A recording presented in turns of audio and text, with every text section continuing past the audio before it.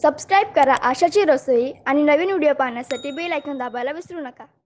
नमस्कार, आशाच्या रसोईमध्ये आपलं सर्वांचं खूप खूप स्वागत आहे। आज आपण मस्तपैकी असा बेसनचा पोळा बनवणार आहोत। बेसनचा पोळा तसा मी व्हिडिओ अपलोड केलेले आहेत 2, पण हा थोडा वेगळं साहित्य आपण घेतले ते बघूया काय काय घेतले ते। हे 1 वाटी बेसनचं पीठ घेतलंय, आपल्याला तेल लागणार आहे, कांदा घेतलाय मोठ्या आकाराचा, 5-6 लसणीच्या पाकळ्या, 1 तुकडा आल्याचा आणि 4-5 मिरच्या, ह्याचा ठेचा करून घेतलाय। आणि ह्याच्यामध्ये बघा आपण जिरं नाही घेतलेलं, जिरा असलं तर घ्यायचं जिरं, म्हणजे जिरं अख्खं जिरं घेतलं तरी चालतं आणि जिरा पावडर, माझ्याकडे जिरा पावडर आहे म्हणून मी जिरं घेतलं नाही।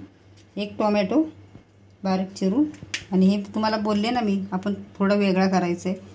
हे भाजून शेंगदाण्याचं कूट केलेले आहे, 1 छोटे वाटी कूट घेतले। आता मीठ लागणार आहे आपल्या चवीनुसार, मिरची पावडर, जिरा पावडर, हळद पाव चमचा, धना पावडर 1 चमचा, जिरा पावडर 1 चमचा घ्यायची आणि मिरची पावडर आपल्या आवडीनुसार, आणि पाणी आपल्याला गरजेनुसार लागणार आहे। तर आता सुरुवात करूया। बेसन पीठ टाकून घ्यायचं आपल्याला। हे शेंगदाण्याचं कूट 1 छोटी वाटी घेतलं आहे, ह्याच्यामध्ये 2 चमचे तांदळाचं पीठ जरी घेतलं ना तरी पण पोळा मस्त कुरकुरीत होतो। इथे सगळं साहित्य टाकून घ्यायचं आहे आपल्याला। कांदा जास्त असला तरी चालतो, आणि कोथिंबीर असली तर भरपूर घ्या।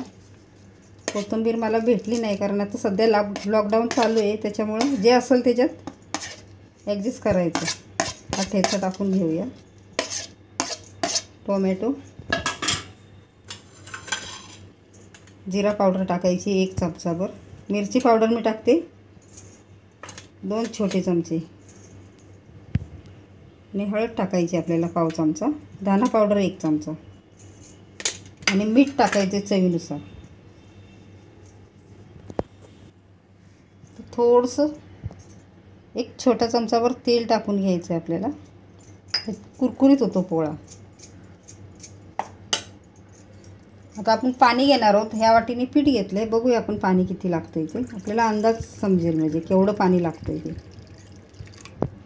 त्याच वाटीने पाणी घेतलं 1 वाटी भरून। तर हे पाणी आपल्याला थोडं थोडं टाकायचं आहे। छान बॅटर आपल्याला तयार करून घ्यायचं आहे। हे खरं तर हातानेच करायचं, मी आता हातानेच करणार आहे।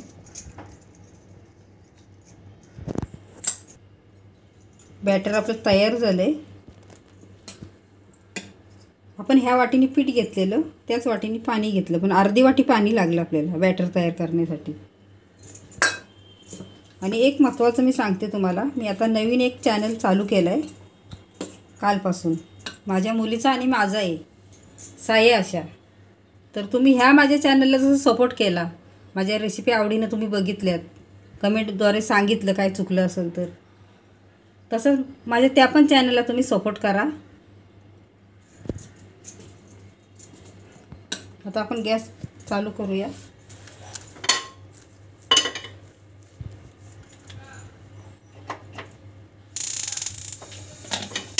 नवीन चॅनलला माझ्या सपोर्ट करा नक्की, आणि कराल तुम्ही सगळी, कारण मला चांगला अनुभव आहे, कारण माझ्या पहिल्या पण चॅनलला छान सपोर्ट केलात तुम्ही, तसा पण ह्या पण चॅनलला तसाच सपोर्ट करा। बघा तेल टाकून घेऊया आपण, चमचा घेतली। आता आमच्याकडे ह्याला बेसनचा पोळा, बेसनचं थिरडं बोलतात, बेसन चिला बोलतात, तर तुमच्याकडे काय बोलतात ते मला नक्की सांगा तुम्ही।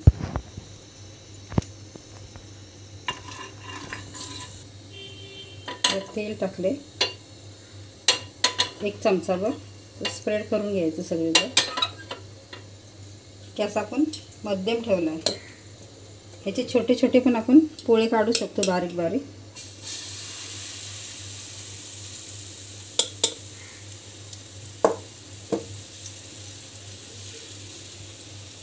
पोळीने असं पसरवून घ्यायचं। आता 2-1 मिनटं झालेली आहेत, मध्यम आचेवरती आपण ठेवलेलं। थोडंसं वरून तेल टाकायचं आणि पलटी करून घ्यायचं आपल्याला।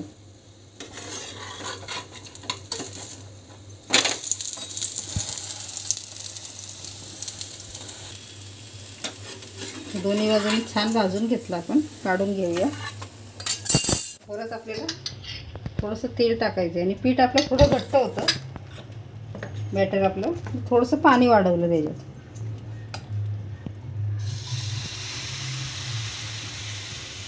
थोडं पाणी वाढवलं की असा आपोआप पसरतो. आपला हाही पोळा तयार झाला आहे. काढून घेते.